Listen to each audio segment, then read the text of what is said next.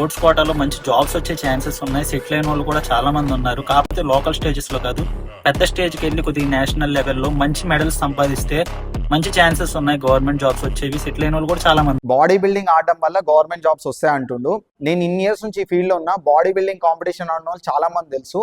Normal range నుంచి national wide ఆడిన వాళ్ళు కూడా తెలుసు. కానీ ఎవ్వరికి గవర్నమెంట్ జాబ్ వచ్చింది లేదు. ఇప్పుడు నేషనల్ వైడ్ గా ఆడితే గవర్నమెంట్ జాబ్ వస్తుంది అనుకుందాం. కానీ మీరు నేషనల్ వైడ్ గా ఆడాలంటే ఖచ్చితంగా మీరు స్టెరాయిడ్ తీసుకోవాల్సి వస్తుంది. మీ హెల్త్ ని పనంగా పెట్టి ఇంత రిస్క్ తీసుకుని అక్కడ దాకా వెళ్తే వస్తుందో రాదో కూడా డౌటే.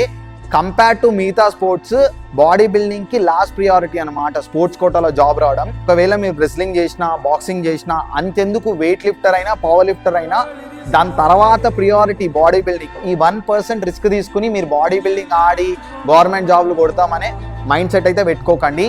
బ్రదర్, నువ్వు అన్నావు కదా ఈ బాడీ బిల్డింగ్ ఆడితే గవర్నమెంట్ జాబ్స్ వస్తాయి. ఒక టీనేజ్ ఈ వీడియో తీసుకెళ్ళి వాళ్ళ పేరెంట్స్కి చూపించి కన్విన్స్ చేసి నేను బాడీ బిల్డింగ్ ఆడి నా కెరీర్ని సెట్ చేసుకుంటా, గవర్నమెంట్ జాబ్ కొడతా అంటే వాళ్ళ లైఫ్ ఎంత రిస్క్లో పెట్టినట్టు చెప్పండి.